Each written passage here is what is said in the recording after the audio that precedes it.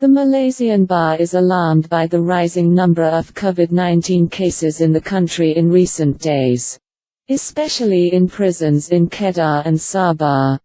Currently, the Alor Setar prison in Kedah has been placed under a targeted Enhanced Movement Control Order (TEMCO) for 14 days due to the sudden spike in infections. Earlier last month, cases from particular clusters in Kedah and Sabah have surged, originally stemming from prison populations. It is common knowledge that the virus can spread rapidly in overcrowded and confined settings. Inmates are kept in packed spaces which make physical distancing almost impossible, creating a hotbed for transmission of the virus. In light of the severity of the current situation, the Malaysian Bar strongly calls for enforcement authorities to consider releasing detainees for less serious crimes on bail instead of keeping them in lockups.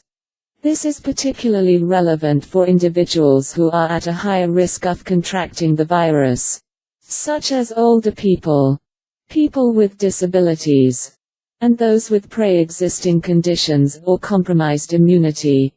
We also urge that the courts exercise judicial discretion by taking into consideration the challenging situation created by the pandemic when deciding the bail sum for an accused individual.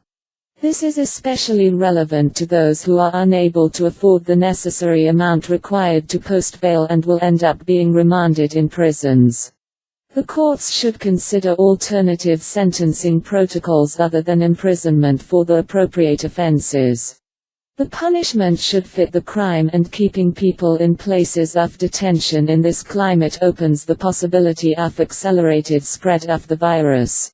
The Malaysian Bar proposes that the government and prison authorities ensure that sufficient stocks of face masks are made available for all detainees in order to prevent the transmission of the virus.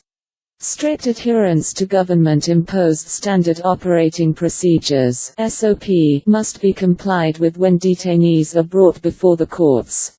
Lawyers and members of the public are reminded that they too must adhere to these procedures as well, in order to ensure the health and safety of everyone.